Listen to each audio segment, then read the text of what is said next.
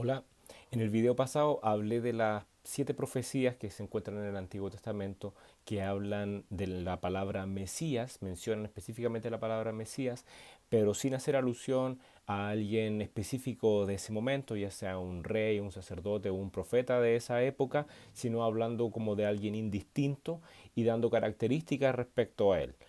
Todas estas profecías tienen cosas en común. Yo he ido exponiendo estas profecías desde lo más detallado hasta ir a lo más, a ir resumiéndolas de a poquito, ya desde lo más grande hasta lo más pequeño. Comencé explicando en videos anteriores estas profecías una por una, más de un video por cada profecía, y ahora he ido, en el video anterior traté de resumir todo esto para exponer los puntos, mostrar las coincidencias entre ellos. Y hoy día voy a hacer un ejercicio relativamente parecido, un pequeño resumen del video anterior, pero voy a tratar de mostrar que estas características que tenía el Mesías según las escrituras del Antiguo Testamento coinciden con exactitud con las características que los cristianos pensaban que tenía el Mesías y con las características que Jesús de Nazaret enseñó que tenía el Mesías. Es decir, la idea de Mesías que tenía Jesús de Nazaret y que tenían los cristianos del primer siglo coincide exactamente y corresponde detalladamente con las características que las escrituras del Antiguo Testamento decían que el Mesías tenía que tener. Expliqué también en el video anterior que estas 7 profecías del Mesías son solamente como son las escrituras donde la palabra Mesías aparecía, pero hay muchas más profecías respecto al Mesías. Y si nosotros no entendemos estas 7 profecías, las características del Mesías, según estas 7 profecías, entonces va a ser un poco más fácil entender y reconocer qué otras escrituras del Antiguo Testamento hablan también sobre el Mesías, aunque no aparezca la palabra Mesías en esas otras profecías. ¿Ya? Entonces, vamos a comenzar exponiendo los puntos uno por uno. Ya en la primera profecía, que es primera de Samuel capítulo 2 versículo 10, se dice que el Mesías es un rey, se dice que tendrá poder de Dios, se dice que Dios exaltará su poder y se relaciona de alguna manera esta figura en el contexto en el que está mencionada, se relaciona con el juicio de Dios sobre sus adversarios y sobre los confines de la tierra. Ya esas son las 4 características que podemos rescatar de 1 Samuel capítulo 2 versículo 10, un texto donde se habla de un Mesías, de un ungido. Ya recuerden que Mesías significa ungido. La palabra Mesías aparece en el Antiguo Testamento no necesariamente como Mesías, sino como ungido o como alguien a quien se ungió. En ese contexto se habla de un Mesías, ¿ya? En cualquiera de esas formas puede aparecer la palabra Mesías, ya como alguien que se va a ungir o un ungido específicamente, ¿ya? Entonces, estas son 4 características de un ungido que se mencionan ahí. Vamos al Salmo 2. En el Salmo 2 vemos la siguiente característica. Dice que hay personas de distintos pueblos o gentes de pueblos y reyes y gobernantes que se levantarán contra el Mesías, dice el Salmo 2. Ya es decir, que de alguna forma este Mesías va a ser despreciado, va a ser desechado, ya, por las gentes. 2 dice que es un rey de Sión. Ahí especifica que es un rey sobre Sión, ¿ya? 3 se le identifica como hijo de Dios engendrado. 4 se dice que heredará las naciones y los confines de la tierra. 5 se dice que los juzgará con vara de hierro, los quebrantará, los desmenuzará. Y 6 se dice que hay que honrar a este hijo, a este Mesías, y confiar, es decir, tener fe en él. ¿Ya? Después en el Salmo 45 vemos las características del Mesías, que el Mesías es un rey. Nuevamente se le menciona como un rey, se le menciona como un hijo de hombre, se dice que en sus labios hay gracia, hay palabras de humildad, de verdad y de justicia. Se dice que será bendecido para siempre, que tendrá gloria y prosperará. Otra quinta característica es que los pueblos, las naciones serán dominadas por él, en algún sentido serán juzgadas por él, las naciones y sus adversarios, sus enemigos. ¿Ya? Y como sexto punto, también el Salmo 45 muestra que el Mesías es Dios, que su trono es eterno y para siempre, que es un trono, un cetro de justicia, que él ama la justicia, que aborrece la maldad y que fue ungido por Dios. Ya se le llama Dios. Tu trono, oh Dios, se le dice al Mesías, es eterno y para siempre. Ya. Entonces, en el Salmo 89, bueno, todos estos puntos los expliqué un poquito más en el video anterior y están con detalle explicados en los videos anteriores. Para cada uno de estos salmos o de estos textos hay videos explicándolos con detalle, más de un video para cada profecía. ¿Ya? Salmo 89, las características del Mesías según este salmo. Primero se le identifica con David. Ya aquí, a diferencia de las profecías anteriores y de las que vienen después, esta es la única de las 7 profecías donde sí se identifica al Mesías con un nombre. Entonces uno pensaría que esta profecía no se refiere al Mesías futuro que ha de venir, a un Mesías que no está identificado con nombre, que es como una figura, en algún sentido podríamos decir, desde un punto de vista humanamente hablando, como místico, es decir, como alguien que no se sabe de quién estaba hablando el profeta. ¿Ya? Pero esta es la única profecía que no tiene esa característica porque se le identifica con David. Pero el tema de esta profecía es que esta profecía hace un switch, hay un cambio en el concepto de David porque atribuye a David profecías que se habían dado respecto a su hijo, al hijo de David, en 2 Samuel 7 y en 1 de Crónicas 17. Y eso es como un game changer, como dicen los gringos. O sea, es como un cambio en el juego, porque David se puede haber considerado como una figura histórica simplemente, como un Mesías histórico, o sea, un ungido, un rey que hubo, pero acá lo que hace es atribuirle al nombre de David características de alguien que ya no era David, sino de alguien que era su hijo, su profecías respecto a un futuro hijo que iba a tener David. Y ese hijo, con otros textos más que podemos ir usando para alimentar más adelante, era identificado también como el Mesías, ese hijo de David. Entonces se le atribuyen a David características de un Mesías futuro, ¿ya? De un Mesías futuro que tiene que venir, de otro ungido, de otro rey futuro que tiene que venir, que es parte de su descendencia. Y eso hace que este salmo, que habla aparentemente de un David histórico que ya pasó, en realidad está hablando de un David futuro, ¿ya? Y se usa el nombre de David para hablar de un Mesías futuro que tiene que venir. Y eso no lo hace solamente el Salmo 89. Si solamente eso estuviera en este texto, quizá uno podría pensar que ese entendimiento de la profecía está equivocado. ¿Ya? Pero esto de usar David, el nombre de David, como para hablar de un Mesías futuro, de un ungido futuro que tiene que venir, otro rey futuro, esto lo hace también Jeremías capítulo 30 versículo 9, cuando ya David había muerto hace bastante tiempo, se vuelve a hablar de que David vendrá. Lo hace también Oseas 3:5, que es otro texto que nuevamente está escrito cuando David ya había muerto y habla de David como alguien a quien los israelitas volverán a servir, ¿ya? Lo cual no tiene mucho sentido si estaba muerto. Y Ezequiel 34 y Ezequiel 37, Ezequiel 34, 23, 24, Ezequiel 37, 24, 25, nuevamente exponen de que va a venir David, de que Dios va a enviar a David. Y ahí lo dice claramente, que Dios va a enviar a David. ¿Ya? Entonces, hablando de un rey futuro que tiene que venir, de un príncipe, dice David príncipe. ¿Ya? Entonces, no es solo el Salmo 89 quien usa el nombre de David para hablar de un Mesías futuro. Esto está corroborado en todas estas otras profecías que acabo de mencionar. ¿Ya? Entonces David era un símbolo también del Mesías futuro que tenía que venir. ¿Ok? Entonces el Salmo 89, la primera característica que tiene es que se le atribuyen al nombre de David bendiciones profetizadas a su hijo, al hijo de David, al Mesías futuro que tenía que venir, lo cual hace que todas las características que vienen ahora de aquí en adelante apliquen también al Mesías futuro. ¿Ya? Por ejemplo, característica número 1, su trono será por todas las generaciones. ¿Ok? Eso se dice respecto a David. También se dice que será poderoso, santo, escogido, siervo. Se ocupan esos adjetivos para hablar del Mesías acá. Que Dios exaltará su poder. Se dice que será llamado hijo de Dios y primogénito de Dios. Se dice que será el más excelso de los reyes de la tierra.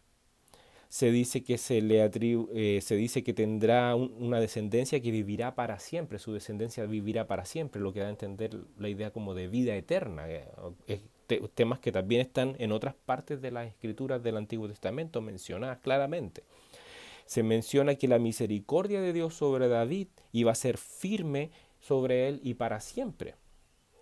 Se menciona que será desechado, menospreciado y deshonrado. Y ahí hay como también nuevamente como un cambio ahí en el juego, un game changer, donde al principio se está hablando de este Mesías como alguien glorioso, poderoso, exaltado, que vencerá a sus enemigos, y luego se habla de alguien, de este mismo Mesías, como alguien que va a ser desechado, menospreciado, deshonrado por los pueblos, que la ira de Dios va a estar sobre él.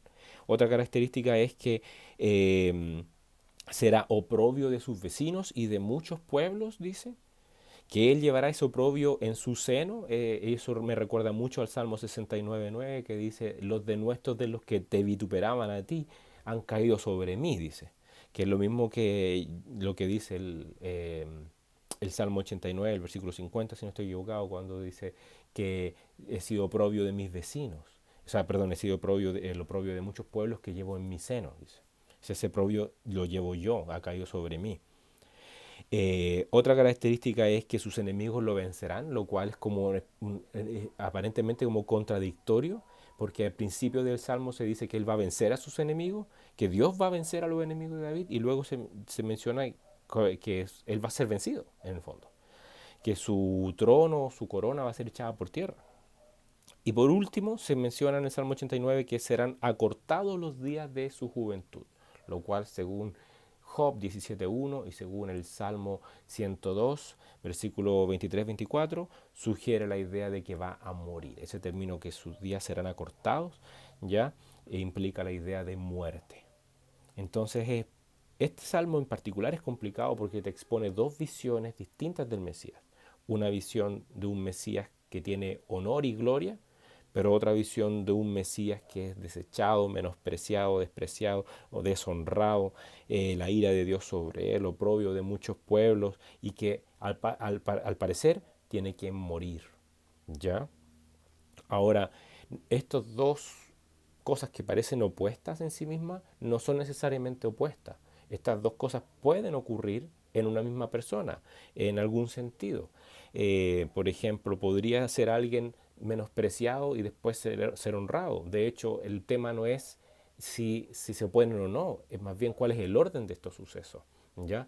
Y nosotros podemos ver en la escritura más de una vez, por ejemplo en el libro de Proverbios, al menos en dos pasajes, se dice que a la honra le precede la humildad. Para Dios hay un orden. En los justos primero viene la humildad y luego viene la honra. Pero en los injustos, en la gente malvada, Dios dice que primero ellos reciben honra y viene soberbia sobre ellos y luego de eso ellos son abatidos para ser humillados. ¿Te fijas? El orden en el impío es diferente. Primero, al parecer está bien, es exaltado y luego Dios lo humilla.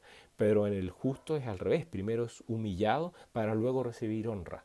Entonces, si nosotros tuviésemos que poner un orden en estos sucesos, como este Mesías llamado David acá es desechado, menospreciado, sus enemigos lo vencen, pero él también vence a sus enemigos y es lleno de gloria. ¿Qué ocurre primero?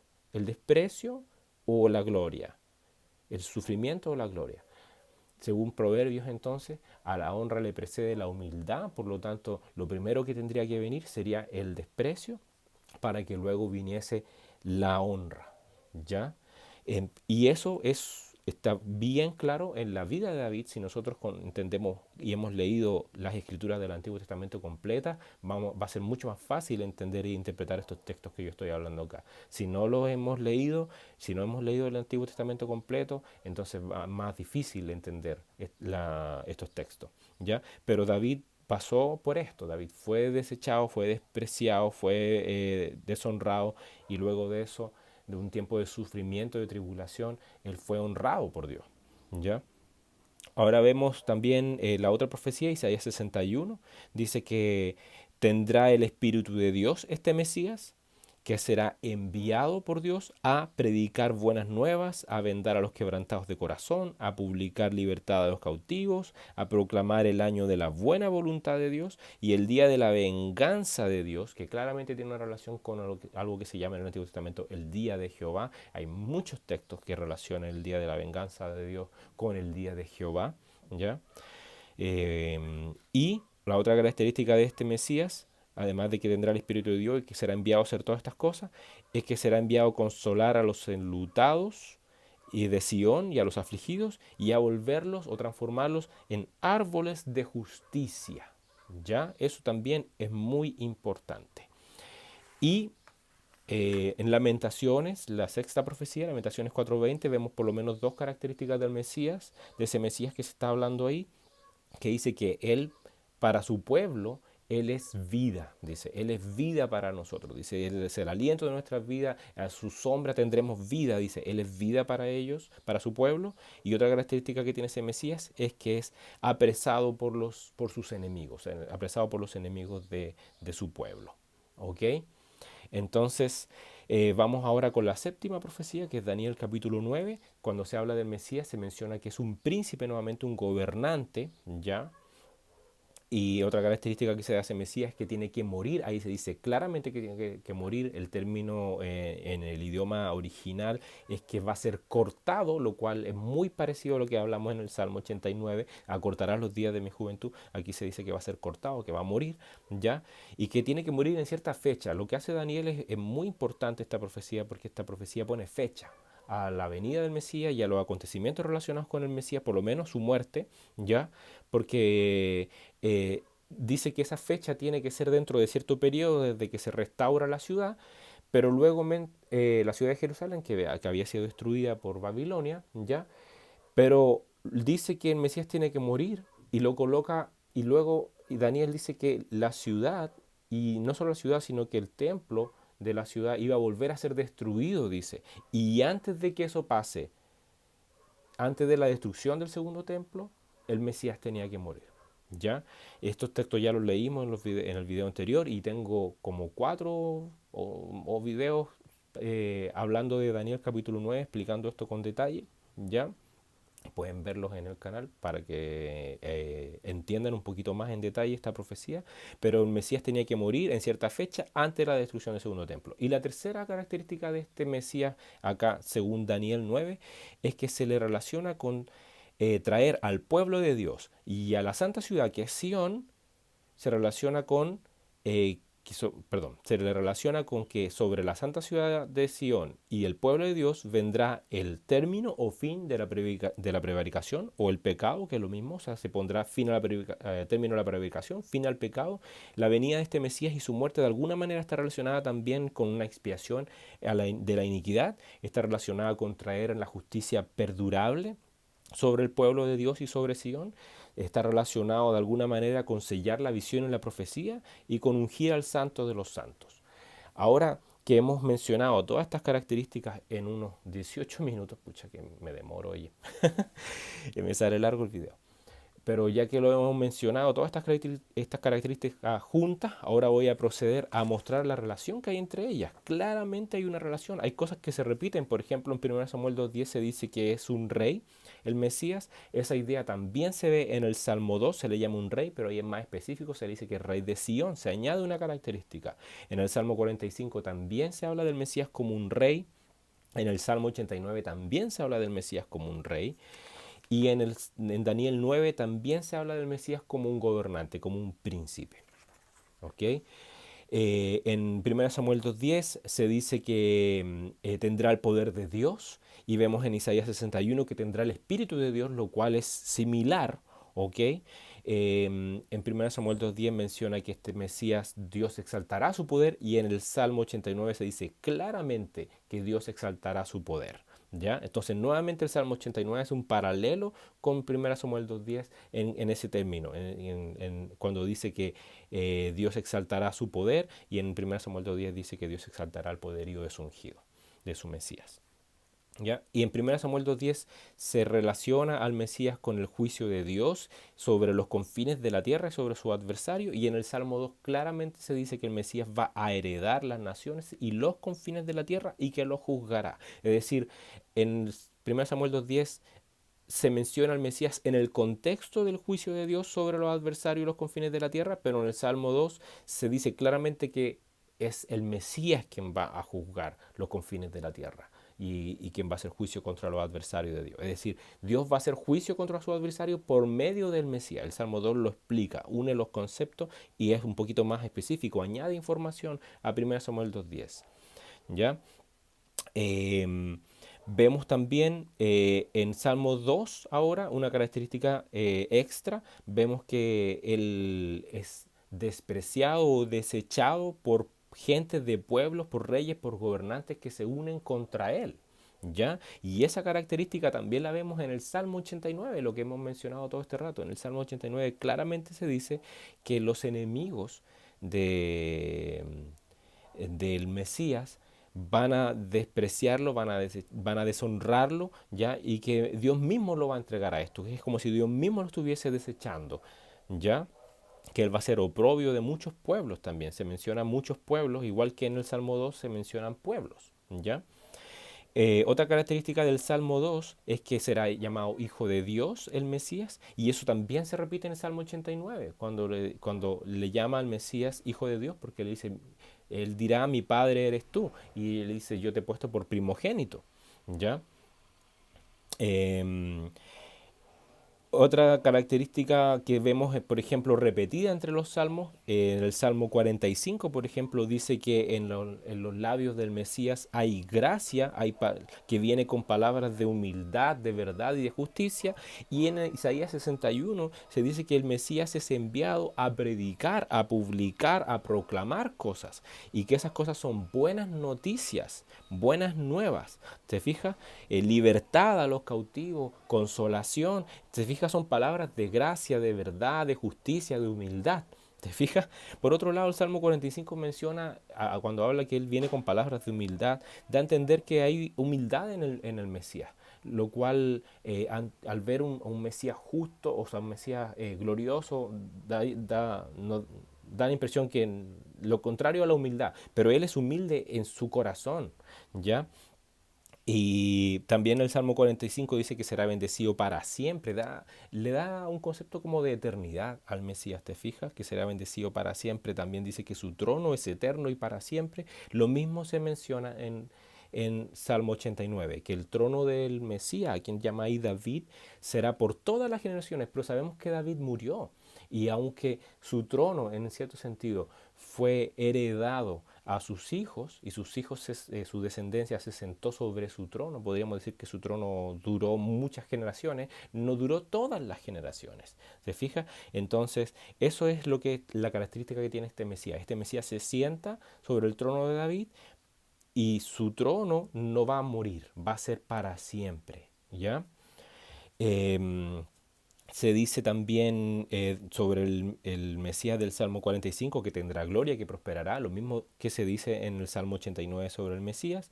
Se dice en el Salmo 45 que este Mesías va a dominar sobre los pueblos, es decir, las naciones, y que será de alguna forma, va a dominar sobre su enemigo, es decir, que va a juzgar sobre su enemigo, ¿ok?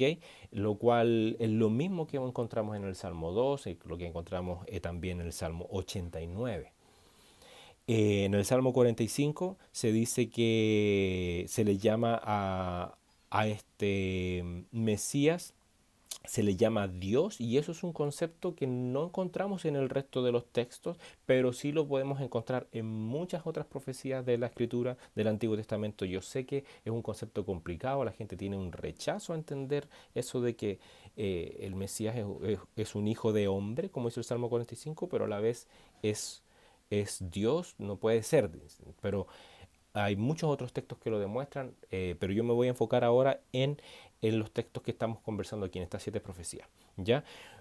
Nuevamente, otras cosas que tienen en común estas profecías, por ejemplo, en el Salmo 89 se menciona que el Mesías es despreciado, desechado, deshonrado, al punto que se acortarán los días de su juventud, lo cual sugiere muerte, y eso está relacionado directamente con Daniel capítulo 9, que dice claramente que el Mesías va a morir.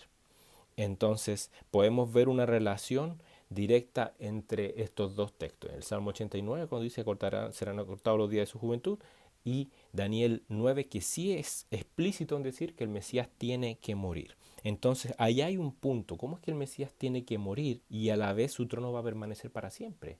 No tiene sentido, a no ser que resucite. Y ese concepto de la resurrección no está explicado en estas 7 profecías, pero sí está explicado en muchos otros textos del Antiguo Testamento.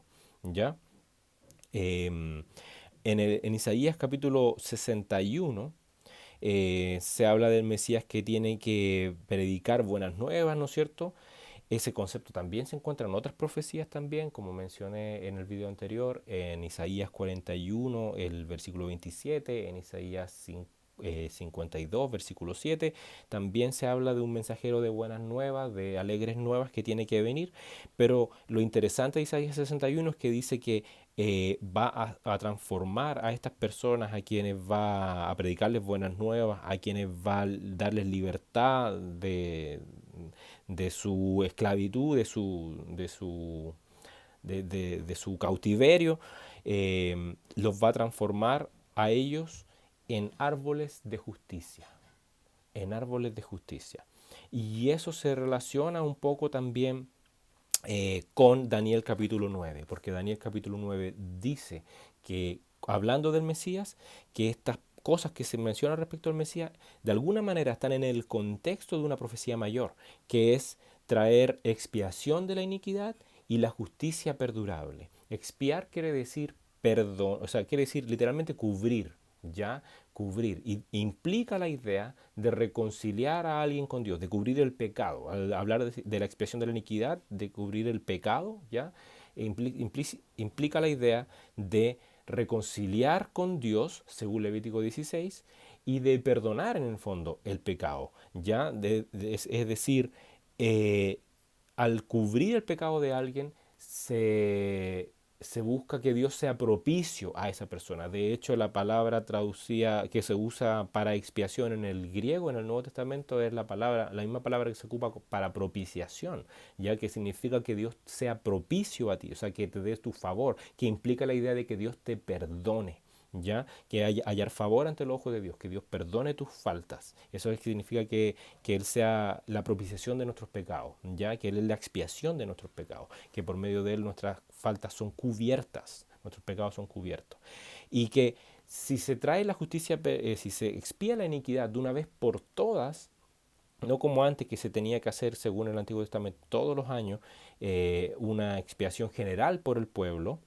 Si viene una expiación que es una vez y para siempre, se puede traer entonces una justicia perdurable. Porque si yo expío el pecado sobre alguien, entonces esa persona ya no es pecadora, es justa al expiar su pecado.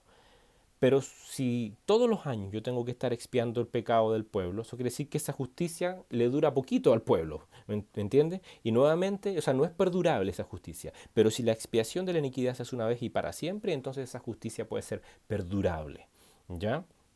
Entonces, claramente, la idea de Isaías 61, donde el Mesías viene a transformar a los enlutados de Sion en árboles de justicia, se quiere decir que les viene a traer una justicia que es perdurable, ¿ya? Y en Lamentaciones 4:20 también se repite la idea de que el Mesías es apresado por sus enemigos, es decir, que es vencido por los enemigos. Entonces ustedes pueden ver a través de todos estos 7 textos que tienen unión entre sí. Todos estos textos que al parecer están esparcidos por todo el Antiguo Testamento están unidos, tienen características en común. Y eso es lo increíble, eso es lo maravilloso, que habiendo sido textos que se escribieron en distintas épocas de la historia, en distintos momentos, por distintas personas y a veces en distintos lugares geográficos, todos ellos hablan de cosas en común y tienen en común muchas características respecto al Mesías. Y tú te puedes hacer la idea entonces con estos textos de quién era realmente el Mesías. Ahora, por concepto de tiempo, para que no me quede tan largo en el video, en el próximo video voy a explicar cómo entonces el cristianismo del primer siglo y las ideas de Jesús de Nazaret respecto a quién era el Mesías coinciden exactamente con todo lo que estos textos mencionan respecto al Mesías.